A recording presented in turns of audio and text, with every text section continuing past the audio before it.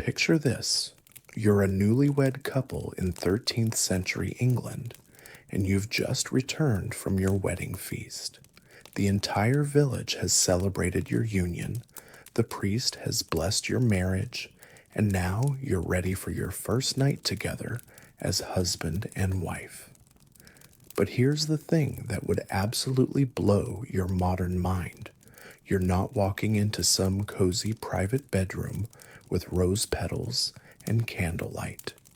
Instead, you're entering a single room cottage where your new mother in law is snoring loudly on a straw mattress 3 feet away.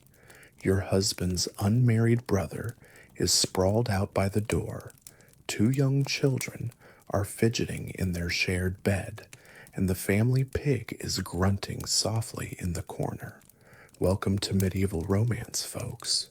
If you've ever complained about thin apartment walls or nosy roommates, just wait until you hear how couples in the Middle Ages had to navigate love, intimacy, and privacy while living cheek by jowl with their entire extended family. This isn't just some random historical curiosity either. For the vast majority of human history, private bedrooms were about as common as flying cars. So, how on earth did our ancestors manage to fall in love, stay married, and create the next generation when they had less privacy than contestants on a reality TV show? Before we dive into this fascinating world of medieval romance, if you're enjoying learning about the hidden secrets of history, smash that like button and subscribe for more content like this. And please, drop a comment letting me know where you're watching from. I absolutely love connecting with fellow history lovers from around the globe. Now, here's what's going to blow your mind about medieval intimacy. These couples didn't just survive living with zero privacy. They actually developed incredibly sophisticated systems for maintaining romantic connections that would make modern relationship experts jealous. We're talking about elaborate codes of communication, perfectly timed opportunities for stolen moments, and ingenious architectural solutions that created pockets of privacy in the most crowded conditions imaginable. But first, let's set the scene properly, because the medieval world was nothing like what you see in Hollywood movies. Forget about those romantic castle bedchambers with silk curtains and roaring fireplaces. The reality for 90% of medieval couples was far more challenging and, honestly, far more interesting. The average medieval home was basically one room that served every possible function: kitchen, workshop, dining hall, living room, and bedroom, all rolled into one cramped space. We're talking about areas smaller than most modern studio apartments, but housing anywhere from 6 to 12 people spanning 3 generations. Your typical peasant family included not just parents and children, but grandparents, unmarried siblings, maybe a few servants if you were lucky enough to afford them, and during certain seasons, hired laborers who needed somewhere to sleep. The sleeping arrangements alone would give modern couples nightmares. Beds were expensive, so most families owned maybe one or two at most. Children slept with parents well into their teenage years. Unmarried adults shared sleeping spaces with their siblings. Even married couples often had to share their bed with young children or elderly relatives who needed extra warmth during cold nights. But here's where it gets really interesting. Despite these seemingly impossible conditions, medieval couples found ways to create intimacy that were both practical and deeply romantic. They developed what I like to call the art of invisible communication. These were elaborate systems of gestures, glances, and subtle signals that allowed couples to maintain their emotional and physical connection even when surrounded by watchful family members. For instance, a wife might brush her husband's hand while passing him a cup of ale, holding contact for just a moment longer than necessary. He might respond by shifting his position on the shared bench, creating the smallest possible space between their bodies while still maintaining proper social distance. These micro-communications were refined through years of practice and necessity, creating a private language that only the couple understood. The timing of intimate moments required choreography that would make professional dancers jealous. Medieval households operated on predictable rhythms determined by the seasons, agricultural demands, and religious observances. Couples learned to read these rhythms like a musical score, identifying brief windows of opportunity when conditions aligned for private moments. Winter nights offered the longest opportunities for intimacy, but also the greatest challenges. The cold made undressing genuinely dangerous, and the need for shared body heat meant that bed arrangements were often more about survival than romance. Yet couples found ways to create tenderness within these constraints, developing techniques for minimal movement and maximum discretion that allowed them to express love without waking the entire household. Spring brought renewal in more ways than one. As the weather warmed and agricultural work resumed, couples could find excuses to work together in the fields, their bodies moving in harmony as they planted seeds or tended crops. The physical demands of this work created legitimate reasons for close contact, heavy breathing, and the removal of outer garments as the day grew warm. Summer offered the tantalizing possibility of outdoor privacy, but it also brought extended daylight hours that compressed the traditional cover of darkness. Couples had to adapt their expectations and find intimacy in the twilight hours when the household was settling into sleep, but complete darkness had not yet fallen.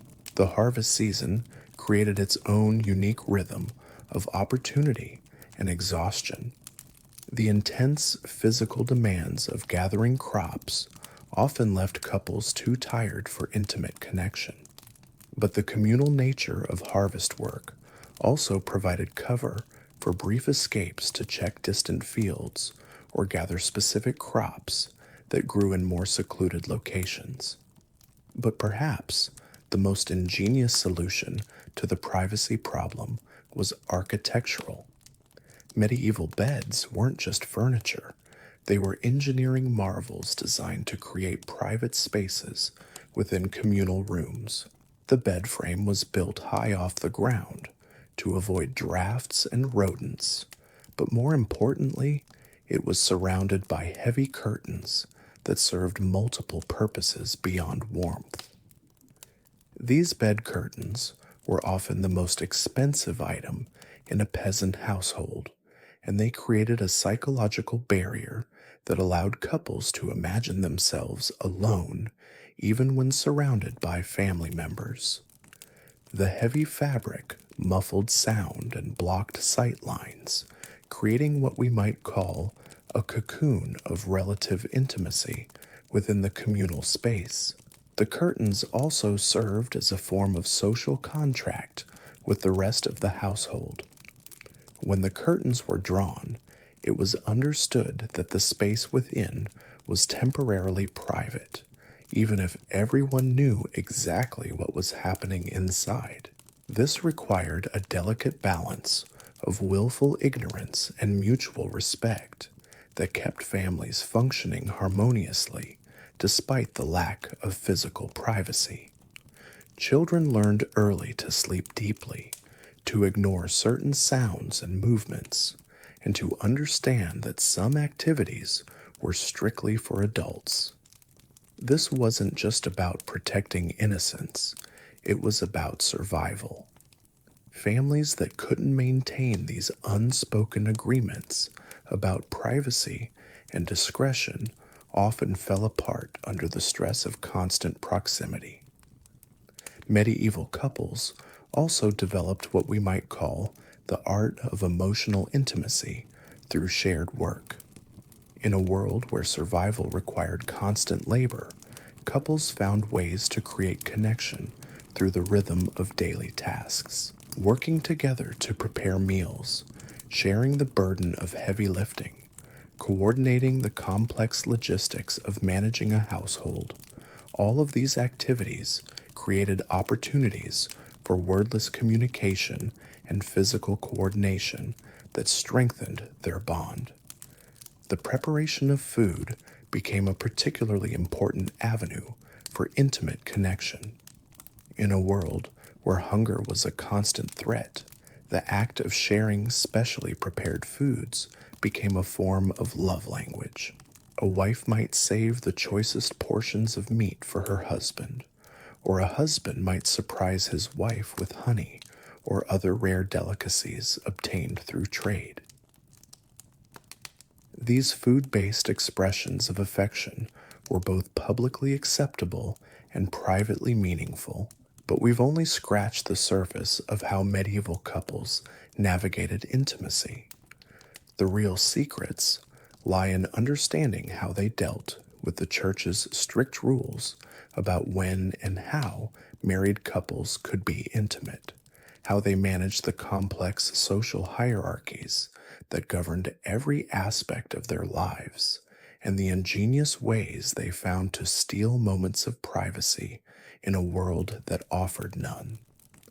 The medieval world was about to teach these couples that true intimacy wasn't about having space, but about creating it. Love wasn't about finding silence, but about building understanding in the noise.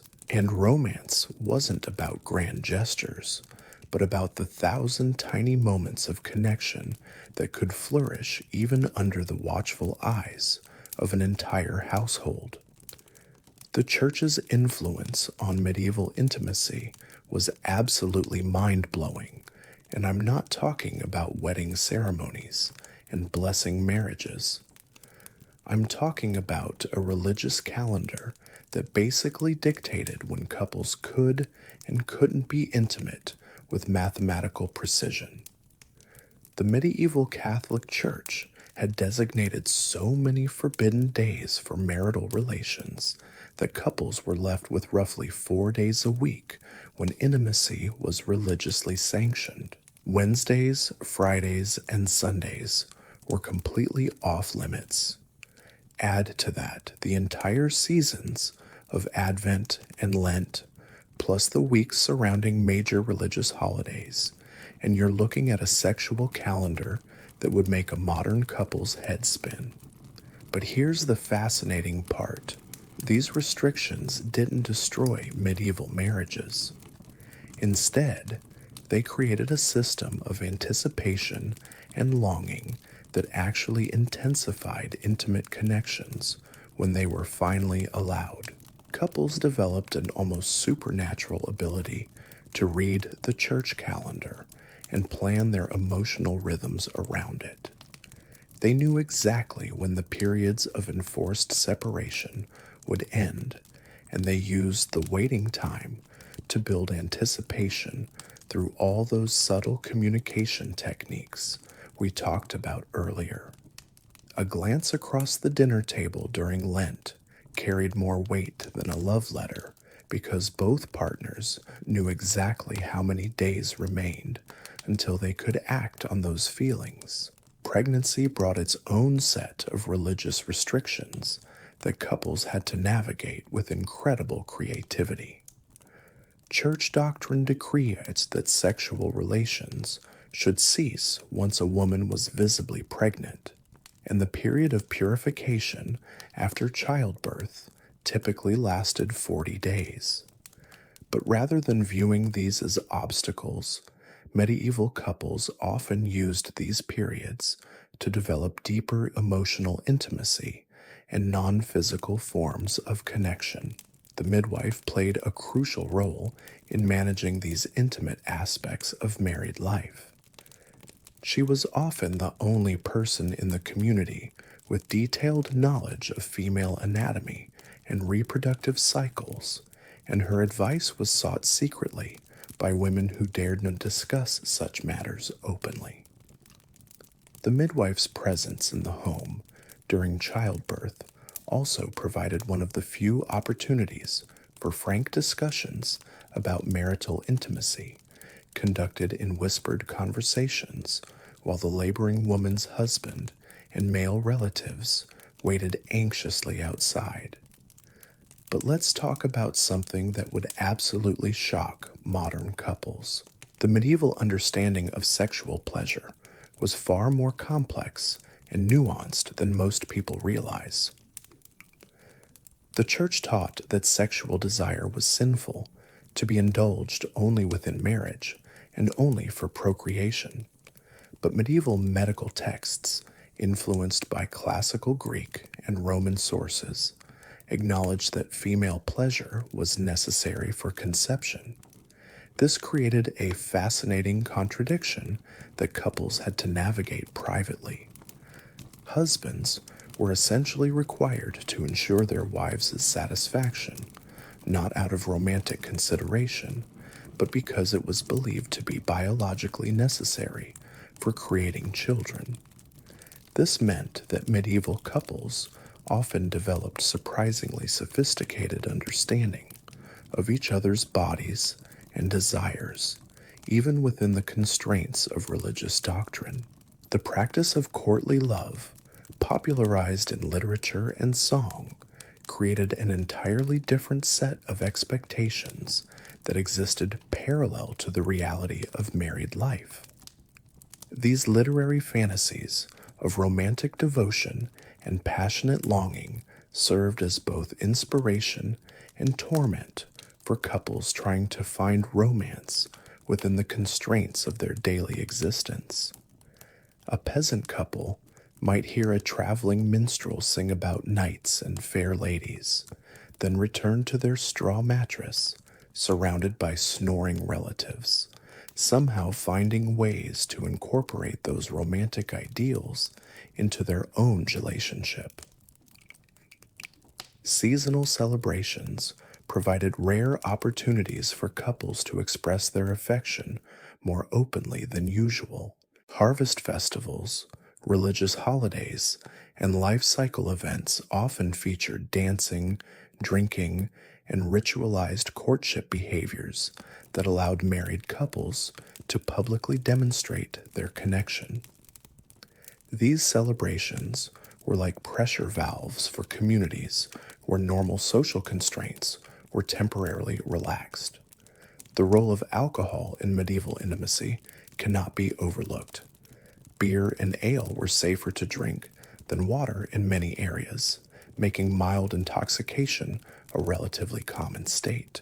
Wedding celebrations and harvest festivals provided opportunities for couples to relax their usual restraints under the influence of alcohol, though these same occasions often brought extended family and guests into already crowded living spaces.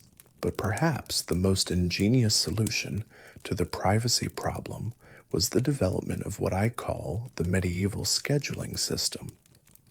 Families developed complex rotating patterns for different types of activities that created brief windows of relative solitude for couples. During summer months, many households would send their livestock to graze in distant pastures, requiring shepherds to sleep in the fields. Young men might spend weeks traveling to markets or fairs, temporarily reducing the household population. These absences were carefully planned and anticipated. A wife might know that her husband's younger brother would be away at market for 3 days in late summer, creating an opportunity for greater intimacy. A husband might time his own work schedule to to coincide with his mother-in-law's visits to neighboring villages. This required incredible coordination and long-term planning, but it demonstrates just how seriously medieval couples took the challenge of maintaining their romantic connection. The architectural evolution of medieval homes reflected these changing needs for privacy. The gradual development of separate sleeping chambers, the addition of chimneys that allowed for heating multiple rooms, and the increasing use of glass in windows all contributed to the possibility of more private, intimate lives. However, these improvements were limited to the wealthy and came slowly over several centuries. The guild system that dominated medieval urban life created entirely new patterns of household organization that influenced intimate relationships. Master craftsmen, their wives, journeymen, and apprentices often lived and worked in the same building, creating complex hierarchies of authority and intimacy. The master's wife might find herself managing the emotional and physical needs of young men far from their families while maintaining appropriate boundaries and preserving her own marital relationship. Medieval couples also developed sophisticated understanding of what we might call emotional intimacy through shared spiritual practices. Evening prayers conducted by the head of household provided opportunities for couples to kneel side by side, their voices joining in familiar words while their bodies shared the same small space. The rhythm of shared prayer created a sense of unity that transcended the physical limitations of their circumstances. The practice of pilgrimage offered married couples perhaps the most significant opportunities for privacy and intimacy that existed in medieval society. The journey to holy sites often required weeks or months of travel during which couples could experience a degree of freedom from family and community oversight that was otherwise impossible. The shared hardships of travel, sleeping under the stars, walking long distances together, and facing dangers as a team created bonds of mutual dependence that deepened their intimate connection. These pilgrimage journeys were like extended honeymoons, except they happened throughout the marriage rather than just at the beginning. Couples would save money for years to afford such journeys, and they represented major investments in both spiritual and romantic life. The physical demands of pilgrimage also created legitimate reasons for couples to care for each other's bodies in ways that would be inappropriate in their home communities. The spiritual dimension of these journeys added another layer to the intimate experience. The belief that pilgrimage was a form of penance and spiritual purification meant that couples could approach their physical relationship with a sense of religious purpose and divine blessing. The achievement of reaching the holy site was often celebrated with expressions of joy and gratitude that naturally included physical intimacy. But let's talk about something that would absolutely fascinate modern relationship therapists. Medieval couples developed an incredible ability to find romance in the most mundane moments. A shared glance while churning butter, a gentle touch while adjusting a poorly fitted shoe, the simple act of sharing body heat during a cold night. These weren't grand romantic gestures, but they were deeply meaningful expressions of love that could happen even under constant observation. The medieval understanding of time itself played a crucial role in these relationships. Without mechanical clocks, daily rhythms were determined by the sun, church bells, and natural cycles of work and rest. This organic approach to time created opportunities for spontaneous connection that our scheduled modern lives often lack. When circumstances unexpectedly aligned, couples could seize moments of intimacy without the pressure of predetermined schedules. The language of medieval intimacy wasn't spoken, it was lived. Couples developed their own private vocabularies of touch and gesture and meaningful silence. A husband might adjust his wife's head covering in a way that conveyed tenderness. A wife might serve her husband's food with a particular care that spoke volumes about her affection. These subtle communications were invisible to outsiders, but deeply significant to the couples themselves. Medieval marriages weren't built on the foundation of privacy and individual choice that we take for granted today. Instead, they were forged in the crucible of shared hardship, mutual dependence, and the daily choice to find love within impossible constraints. These couples understood something that our modern world of endless options and perfect privacy has perhaps forgotten. True intimacy isn't about having ideal conditions. It's about creating connection despite imperfect ones. The techniques they developed, the compromises they made, and the love they created in the margins of communal life tell us something profound about human nature. Love doesn't require perfect circumstances to flourish. It requires commitment, creativity, and the willingness to find the sacred in the utterly ordinary. So the next time you're irritated by your neighbor's music or wishing for more privacy in your relationship, remember that medieval couple in their Yorkshire cottage. They found ways to whisper sweet nothings while surrounded by snoring relatives, to share tender moments while 3 generations watched, and to build marriages that lasted lifetimes without ever spending a single night truly alone. Their love wasn't diminished by the lack of privacy, it was refined by it. They learned that intimacy isn't about the space you have, but about the space you create together. And perhaps that's a lesson worth remembering in our modern world of endless distractions and infinite choices. These medieval couples prove that love, like life itself, finds a way, even when that way involves sharing your most intimate moments with your mother-in-law, 2 crying children, and a pig named Gertrude.